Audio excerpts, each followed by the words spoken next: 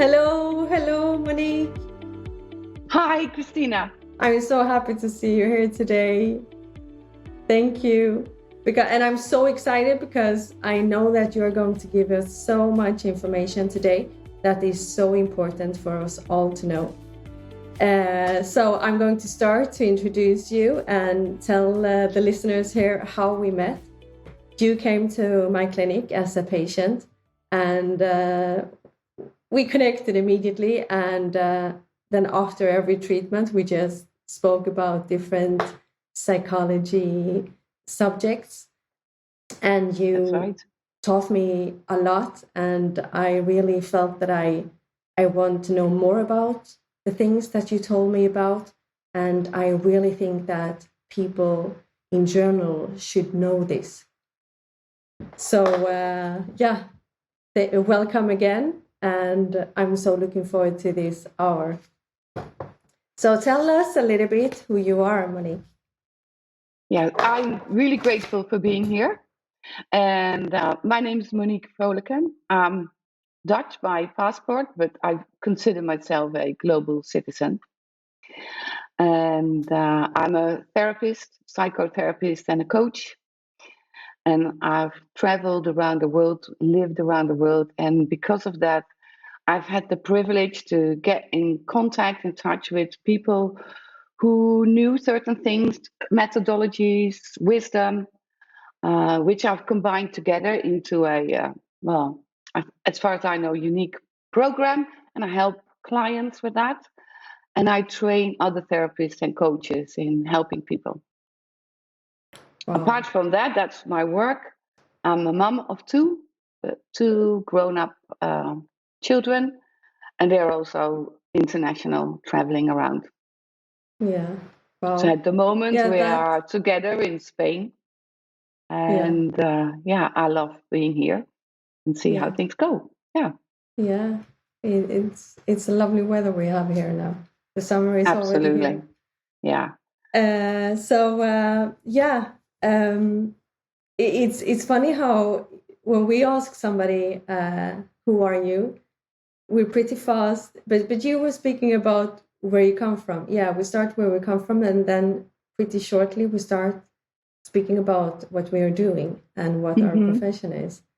And that we will come back to another subject about dentist.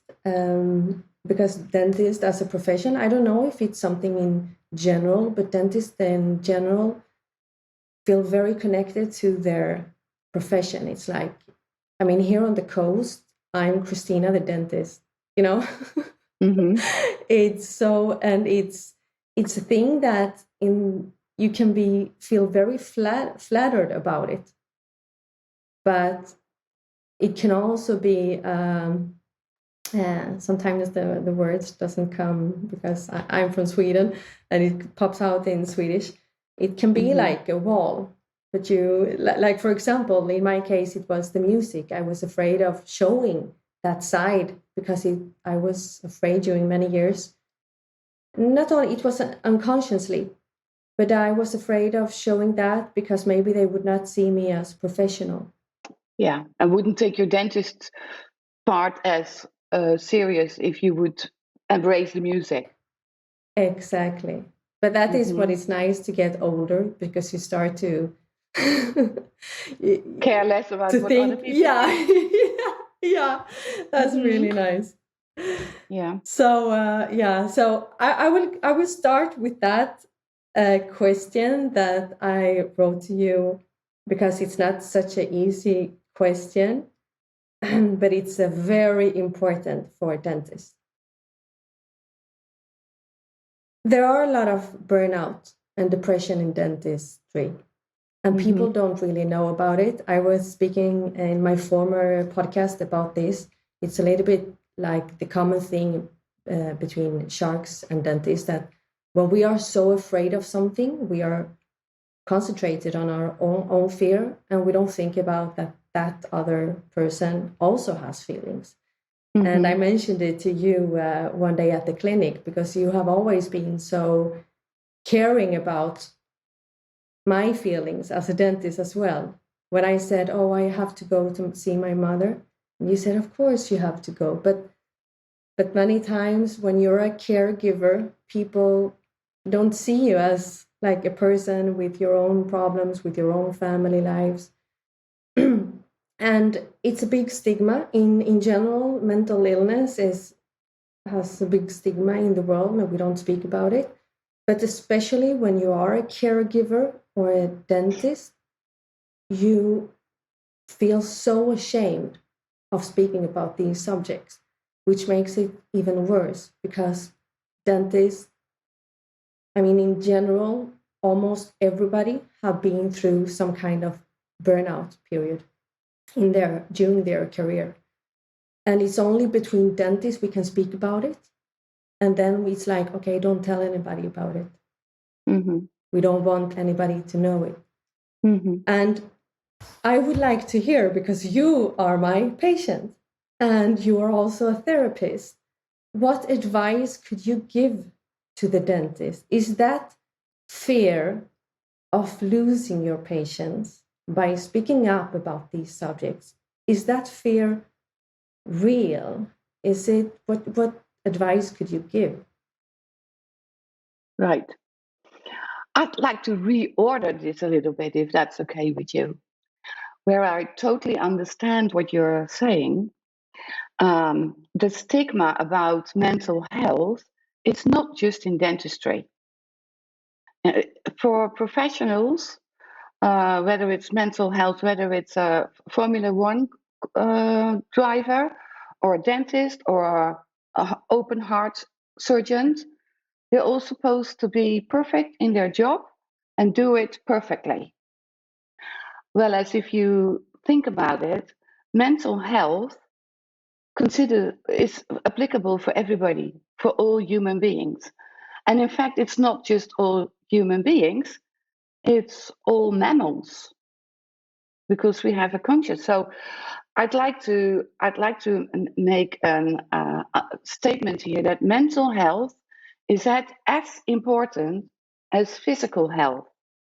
And if dentists amongst one another would talk about, let's say, physical practice, whether you go for a run before you start your work, or join a sports club, it's the same category. What do you do for your mental health maintenance? So I think it's important that people, not just dentists, realize that mental health is of the same importance as physical health. And in fact, mental health goes ahead of physical health. A nice example is what we talked about with your mom just now. If somebody is mentally feeling happy, it has a physical effect. And it's not just in general about fears or pressure. It's a phenomenon that we are born with senses to pick up what's going on in our environment, our so-called gut feeling. And this sends a signal through our nervous system to our hormone factory, and it then sends out all sorts of replies, cortisol, adrenaline, da da da da da. And that makes it that the mind goes ahead of the body. So the importance of mental health is far more than just mental. It's also the driver of physical health. So that's one. And I think everybody should be raised, that's why I'm writing a book about it, about mental health. Already at home, already at schools, it should be as important as learning a language or how to calculate. But apart from that, we're working with the stigma as it is at the moment. So what can we do about it? There's a couple of things that the stigma itself needs to go, that you need to own a problem. So if the problem is, I can't talk about this, this is a sign of weakness that I'm suffering from depression, or that I have a fear of losing clients. Address the stigma. Like, oh, I can't talk about this, I will talk about this. And that's a personal commitment and ownership of, I have got a problem and I need to solve it. Maybe I need help with a therapist or coach, but I need to solve it. And the thing is as well that if we push it under the carpet, if we ignore it, the problem doesn't go away. It will come up because the root cause of whatever that problem is has not been tackled. So the minute we then, if somebody takes ownership of their issue, whether that's a depression or burnout or a fear of losing clients or fear of not attracting enough clients, it's all fear, fear, fear. Take it as, okay, I need to work on this. And then I need to find the appropriate person who can help me address this. And it's crazy to think that if you don't take care of mental health, that it has no consequences. It does have consequences. And then if you talk about how can we do this, we are very much in control about our thoughts, and people don't realize how powerful that is. But for instance, something like basic self-care in the day. How do we start a day? Have you got morning rituals which have to do with self-care? Do you go for a walk? Do you get outside? Or do you go straight from bed to breakfast, to your car, to the dentistry? That's a big difference.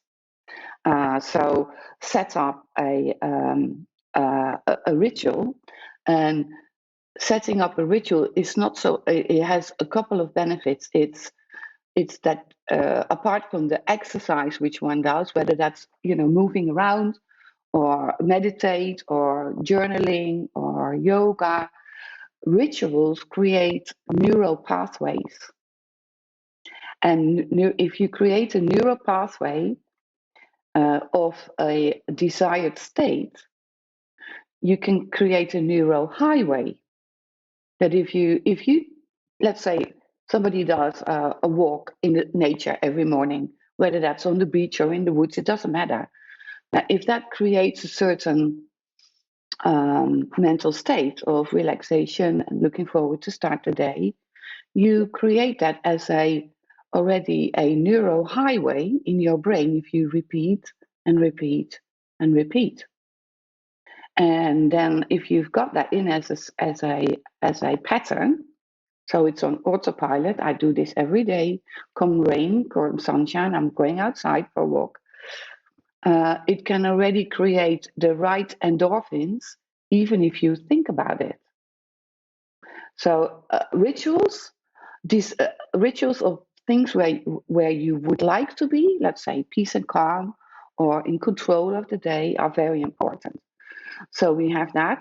So you need to start a day, if you look on the physical side, with drinking alkaline water. And the reason being that during the night when we are not drinking, our physical body is processing, and we wake up in a state of acidosis. Our body is acid because the system produces and gets, our metabolic system is working hard. So we need to replenish that with alkaline water. That's a physical action. And then there is what I call get into the vortex. And the vortex is a mental state where the minimum is positive expectations of the day. What am I looking forward to?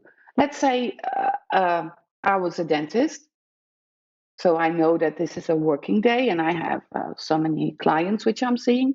So I am looking forward to helping this client, that client, such client, so client, because you are helping somebody with a problem, whatever that detailed problem is. So I said, okay, I'm planning this day. I'm working between, let's say, 9:30 and 5 o'clock. And in between those clients, I'm looking forward to do that. But if you start the day with positive expectations, emotionally, that has a frequency. Our emotions have frequencies, and you can actually measure it in hertz frequencies. If you were to Google Dr. Hawkins, emotions and frequencies, you see a whole scale, and we call it the emotional spiral, as to how that is attached. And because we are emotions as human beings, the frequencies attached to emotions have an impact on our physical body. So let's say if I was a dentist and I was really not enjoying my job or not looking forward to the day for whatever reason, and I feel a bit like depressed. You know, depression has a very low frequency. It's a very different frequency in compared to, oh, I'm looking forward to helping this client, that client. Oh, I'm going to see her again, and I'm going to face this. It does has an effect on somebody's body, and we have control over this. So get into the vortex, set your day, and then when you're helping clients, and it's the same if you help clients or if I help clients as a therapist, we are totally focused on this client, right? Totally focused on the job we're doing. And then this client leaves, and then it's us in between the departure of this client and the start of the next client. And this little window in between the two clients is very important, that we clear everything which was with the previous client and we get ourselves ready in a state of well-being before we go to the next one. How can we do that? There's a very fast quick fix, and there's one which takes 3 minutes. I don't know if we have time, if I can show you this. Can I?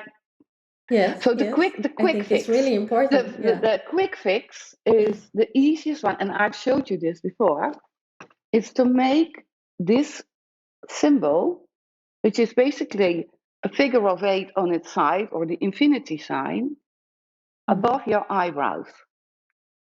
And what it does to your body is over here is a gland, and it's connected to the pineal gland, which is in the amygdala, so deep down in your brain. And this point, it activates serotonin and oxytocin. And if you do it like this, even if you don't want to do it, your eyes automatically go this way when my finger is this way or that way. You can also do it as a pattern, like if you wear glasses. And what it basically does is that you take oxytocin or serotonin to visual, auditive, and kinesthetic state of remembrance, which is on this side, or what you're creating, so future side. So it's the quickest clearance you can do to get into a mental state. This movement has to do with psychological reversals. If you're in a state of psychological reversal, struggling with that client that was a really difficult client or very stressful client, I can imagine you have them in your chair, and it's extra effort. But the best one, and that's a 3-minute one, is called collarbone breathing. And collarbone breathing is an exercise, comes from thought field therapy. It's one of the most underrated interventions to clear things. And collarbone breathing works like this. You take your one hand, you make a fist, and you put it on your collarbone, like this. And then you tap here on the top of the hand. You take a full breath in, half breath out, full breath out, half breath in, and breathe normally. Move your hand, full breath out, half Where breath do I out. move it? To the other collarbone? To the other collarbone. Okay. Yeah, to the other collarbone. Full breath in, half breath out, full breath out, half breath in. Breathe normally. Make it your hand. Put your hand on that collarbone. Tap, tap, tap. On this point, which we call the gamut point. Same.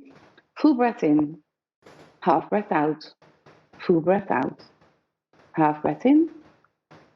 Move it to your other collarbone. Tap, tap, tap. Full breath in, half breath out, full breath out, half breath in. Breathe normally.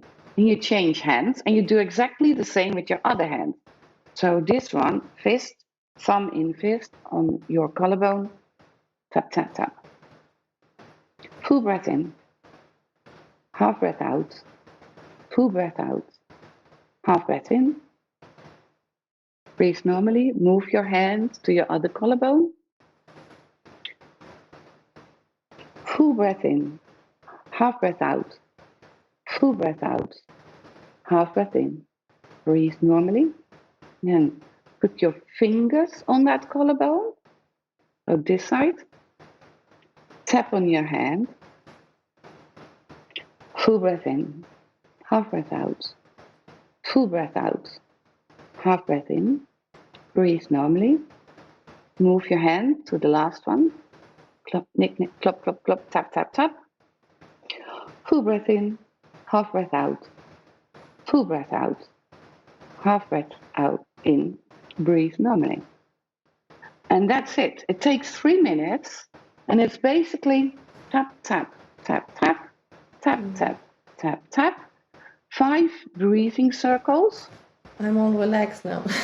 And you can actually, it's a neurological reorganization. It's to do with alignment, physical alignment and mental alignment. And you can also do it with for precise action. Let's say you think about, I want to be totally relaxed and focused. Yeah, you can do it with a specific intention. You can achieve goals when you are in alignment. High performance, let's say, the final at Wimbledon. These players need to be totally focused on their game, and highest performance, they need to be aligned. So it helps with that. It's a very powerful. It's like, cogs in wheels of a bicycle. They need to run together to get you into movement, right? You can go over a bump and you can still cycle, but it's not as smooth as if everything is in alignment, all those little wheels. Yeah. So what we do is basically we are smoothly moving forward with whatever intention if we are aligned. And this is basically a reorganization. If it was a computer with a virus, it would be Control-Alt-Delete. Yeah. So it's very powerful to clear everything from one client, because everybody carries around an energy before you go to the next. And you can either do a quick one, or and it's also very good to do it at the beginning of the day. Once you've got it, it looks like complicated, but it's actually not once you've got that in your system. So, for back to your original question, for how can dentists stay in control of their mental state? That would be the start of the day, setting new rituals, setting healthy rituals, physical and mental. Clear in between clients, proper self-care. I mean, you also, when you work for a whole day, you also drink water, right? You also eat. So you also need to take care of your mental health in between.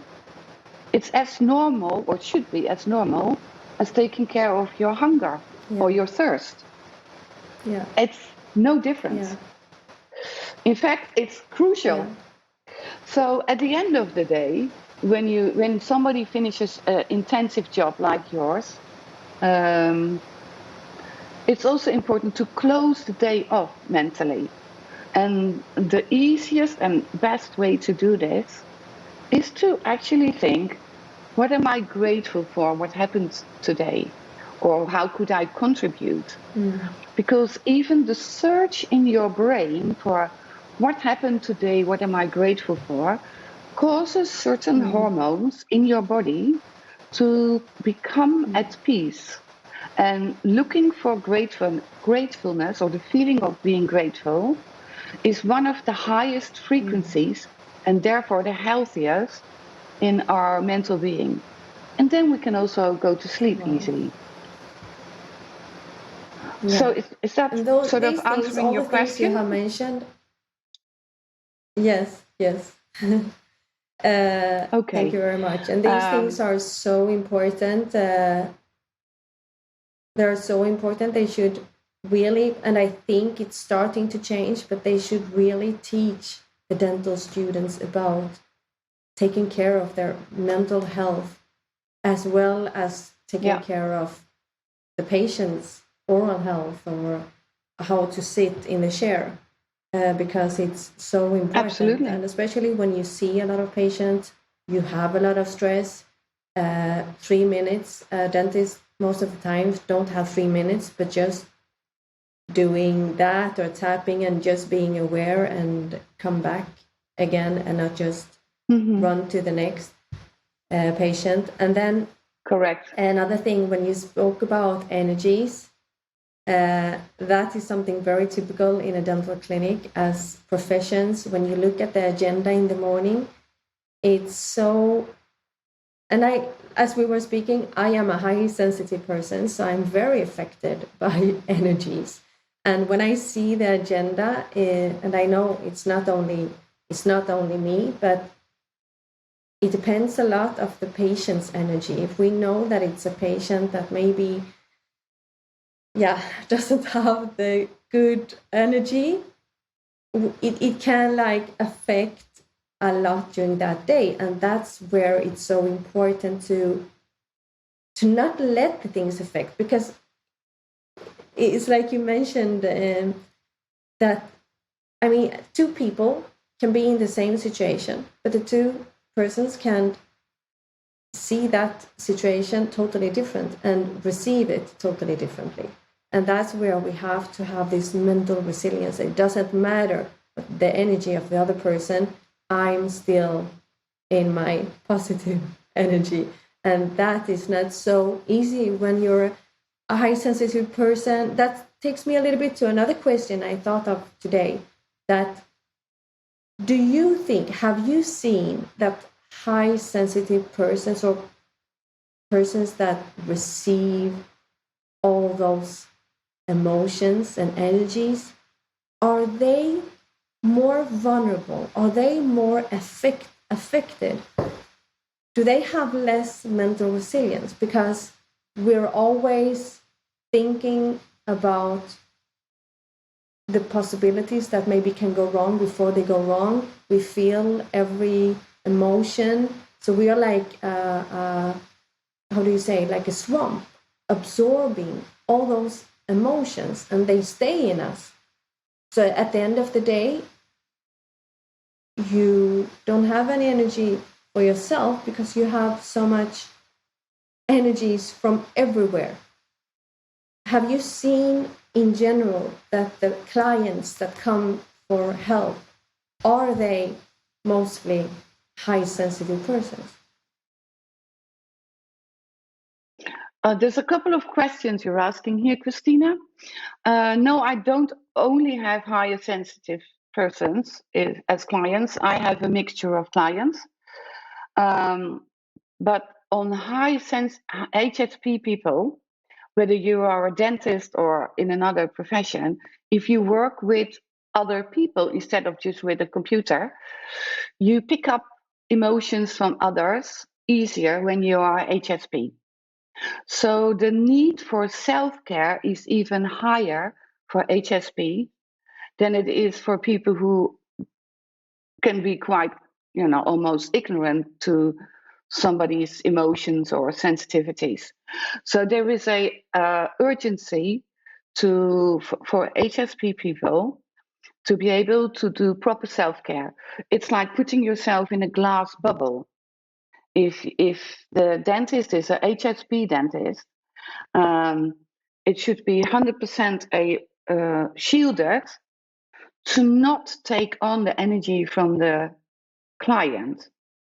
So there is a difference. For instance, let's say that client or that patient has a fear of dentists.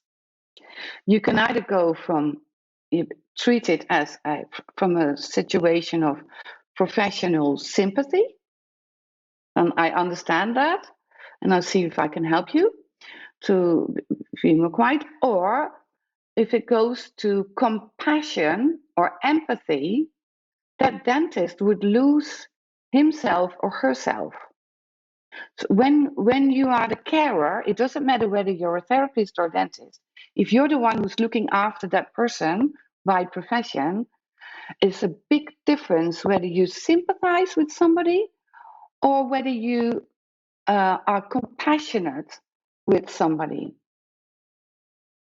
If you were a GP and you'd say 10 minutes every client, so 6 in an hour, 8 hours a day, you get 48 problems in a day.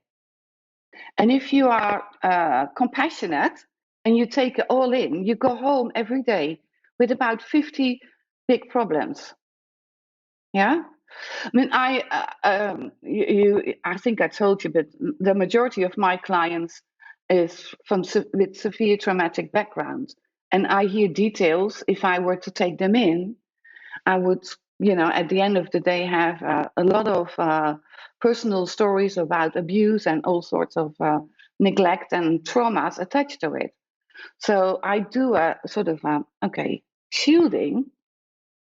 This is my boundary, basically. Yeah, and we'll get to boundaries later as to how I can help you. If I get emotionally attached to you as a client, I can't help you as professional as if I'm not emotionally attached to you.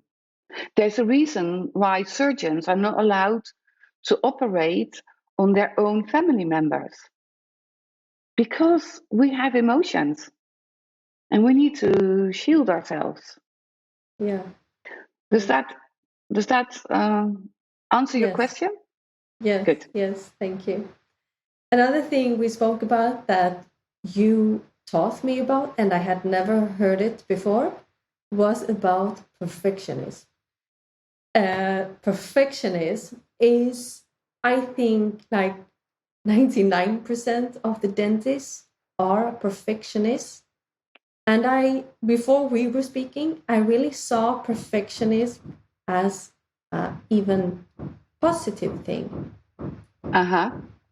And I wiped it off the table with my remarks. It's a trauma response. It's a trauma response. I was like, wow, what? And I Google it, and it's true. Did you find your answer? Yeah, I found my answer, and I can see it clearly. And also, my neighbor is building. Do you hear it a lot in the background? I hear it a little bit, but I have a neighbor who's building as well, so you might hear something here. Yeah, no problem. So but then it made me think also that imagine you are a perfectionist already before you start studies or work that requires you to be a perfectionist.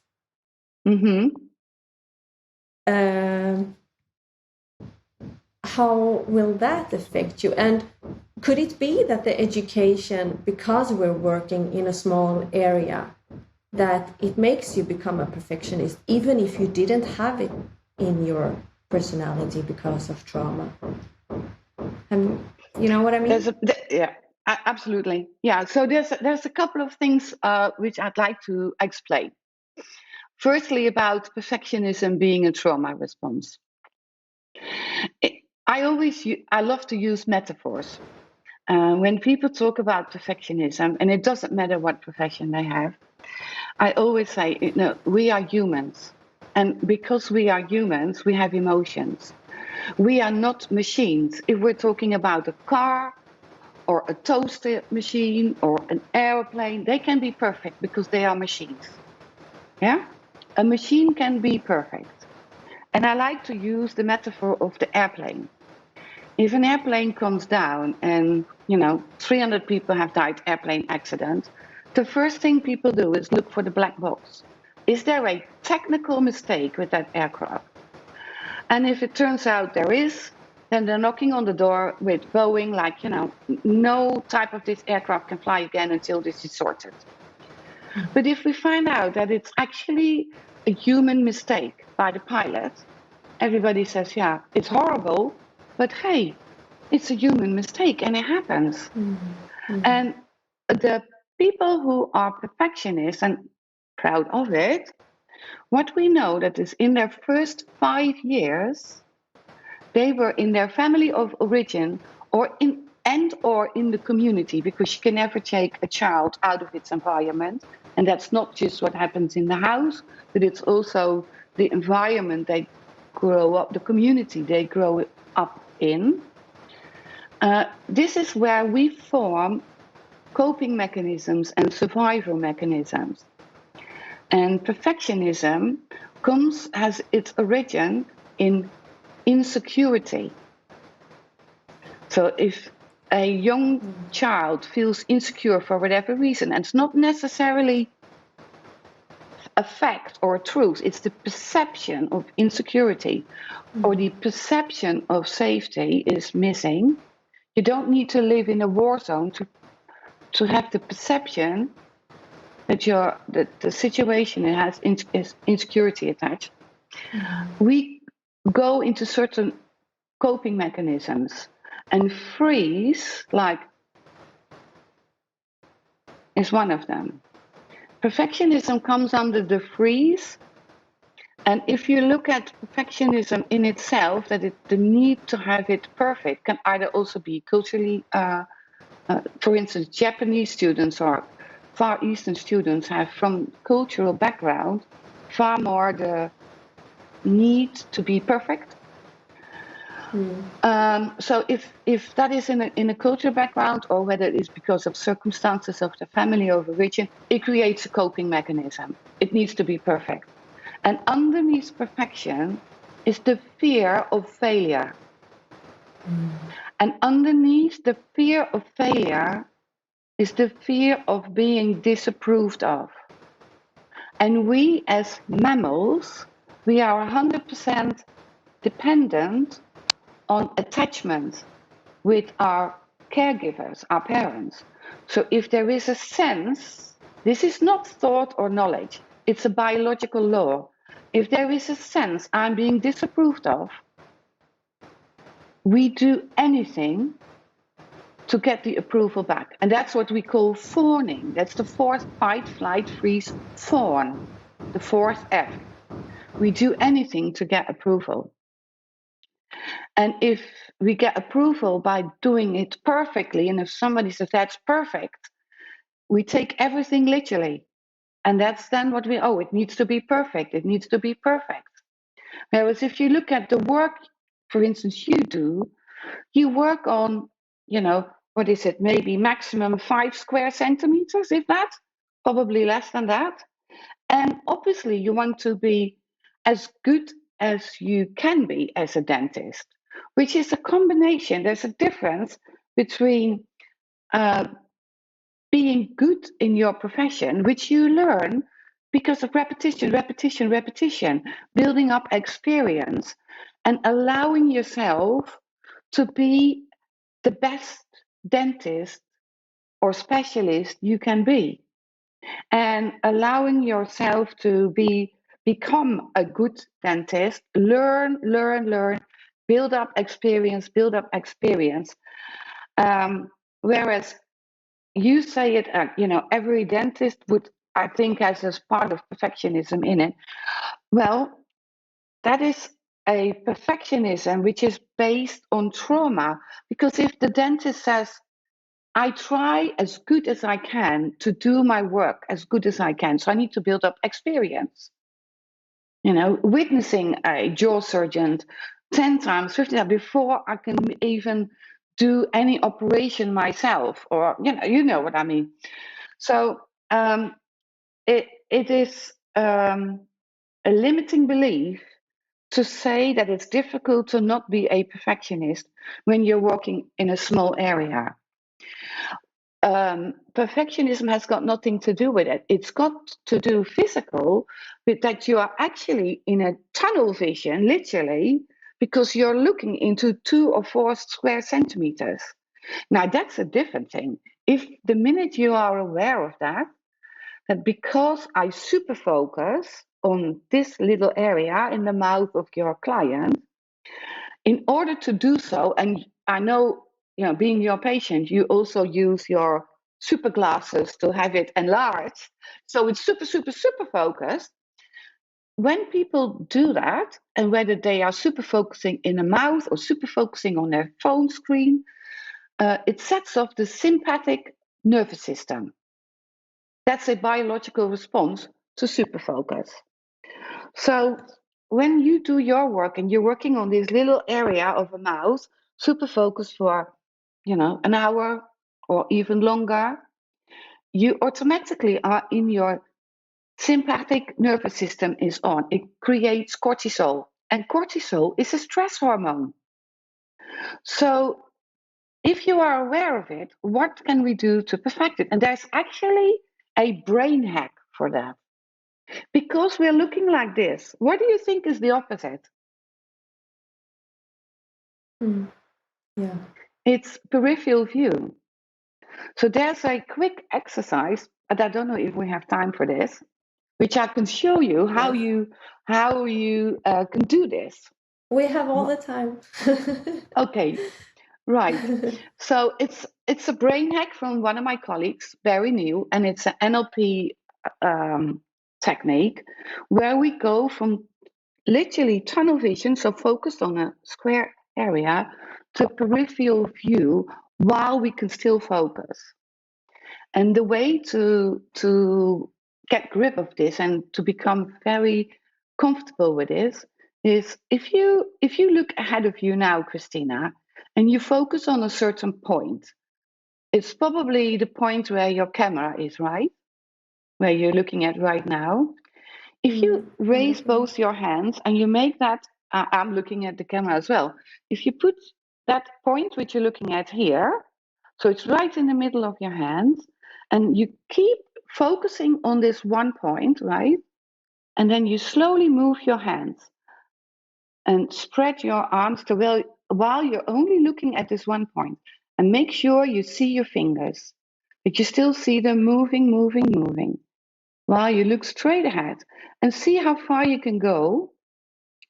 If it was a clock, maybe your one arm is now on the 10 and the other one is at the 2 o'clock.